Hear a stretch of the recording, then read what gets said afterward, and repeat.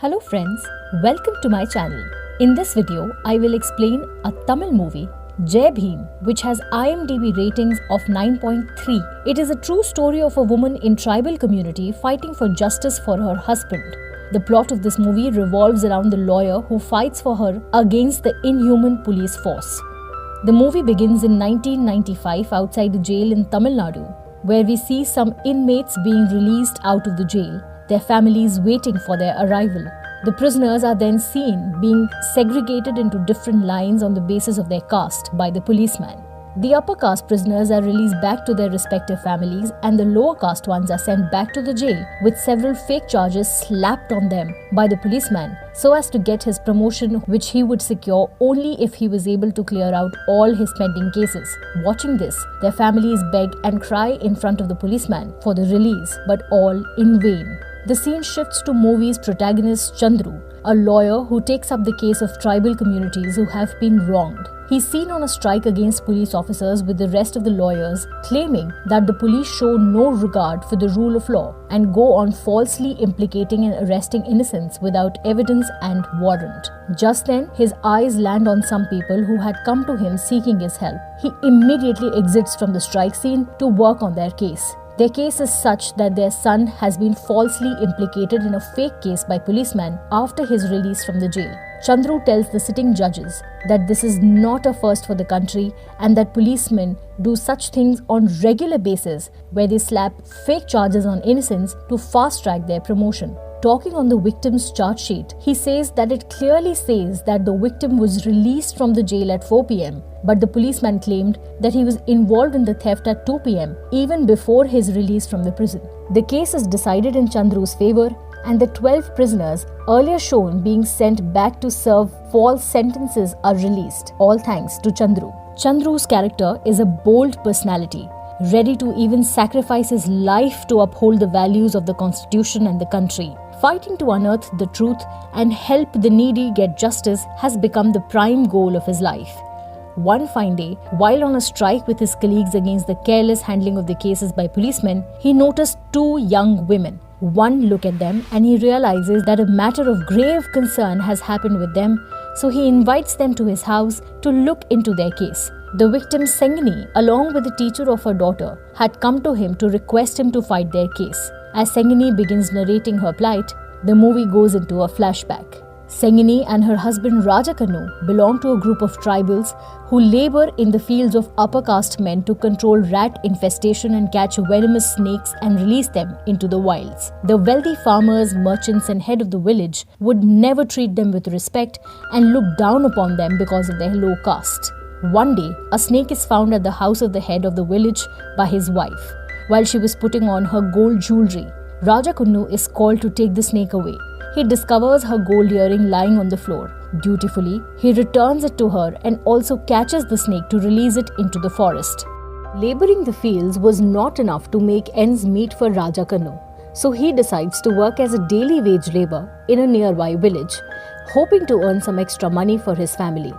The next day, a case of burglary is reported when the wife of the man reports missing jewelry pieces from her closet and raises doubt on Rajakanu.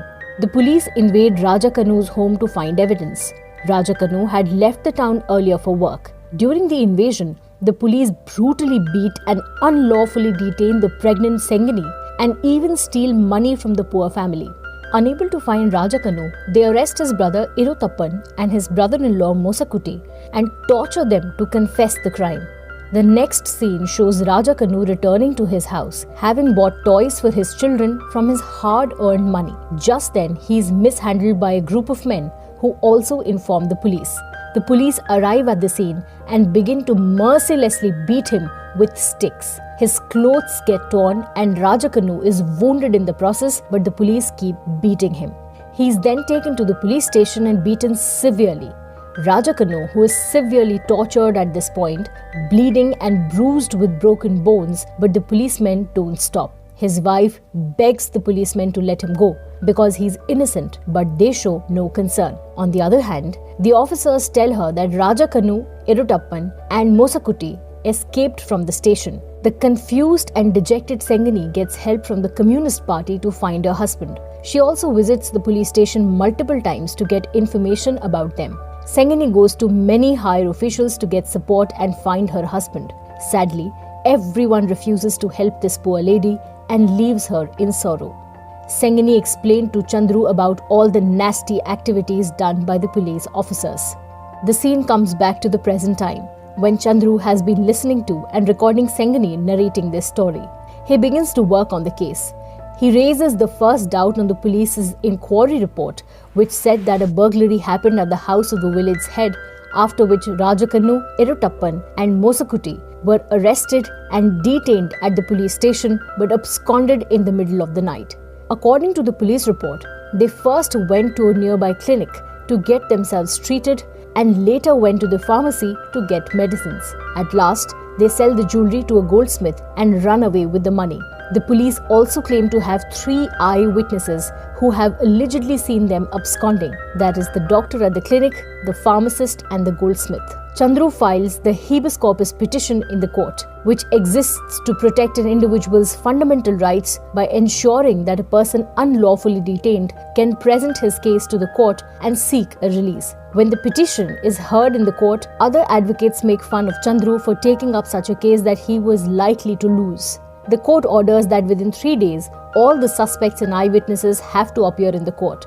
Then Chandru starts presenting his arguments for the case. His foremost argument that the clinic Rajakannu and others went to, as claimed by the police, was located in the eastern part of the village and the pharmacy lay in the western part. The police station was right in the middle of the two. Hence, if a prisoner absconds to the east, why would he, going by logic, dare to move to the west, knowing fully well that he would have to cross the police station in between? Would he not be scared of getting caught red-handed?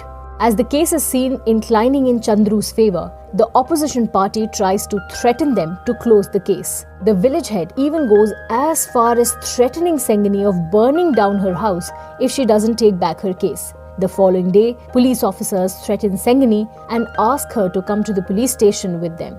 But she denies and insists that she will not follow without talking to Chandru.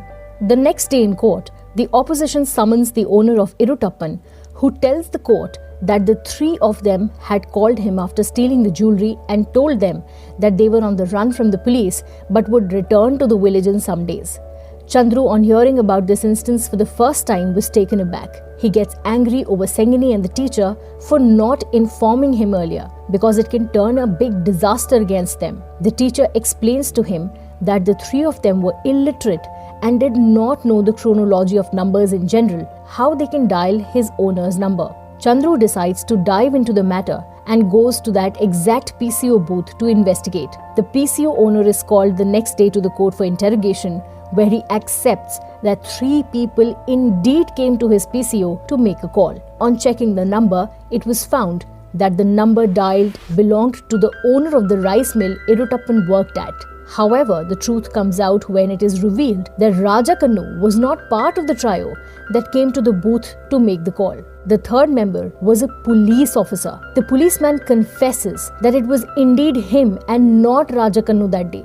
He did so as he was being pressurized by his senior police officers to catch the suspect of the burglary that happened at the village head's house. He was feeling helpless, so he implicated Rajakannu and others to fabricate a case. He also mentions that Rajakannu has escaped alone and that his whereabouts at the moment is unknown. He apologizes for falsely implicating the 3 of them. Chandru lashes out at him and angrily tells him that his apology cannot ease the pain of a helpless pregnant woman. He further requests the judge to form a special inquiry team to investigate in detail who the real culprit is. The bench agrees and assigns IG Perumal Swami, the same police officer against whom Chandru had gone on several strikes earlier. Chandru briefs him on the case and also mentions that upon further investigation he discovered the corpse of Rajakannu near the border of another village. On learning about the death of Rajakannu, his wife and the teacher assisting her both were left horrified. Now the question was if the death was indeed an accident or a murder.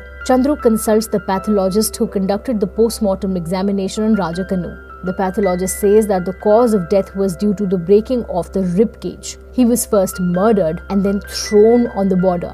The next day in the court, Chandru has to face one of the most prominent lawyers in all of Tamil Nadu, who held the record of never having lost a case in his life, Advocate Ram Mohan. Chandru leaves the entire courtroom surprised with his brilliant arguments. He tells the bench that the policemen never performed their responsibilities and duties correctly. After studying the case reports further, Chandru gets additional information about the case. Later, he found Mosakutti and Irutappan in another police station charged for a petty case.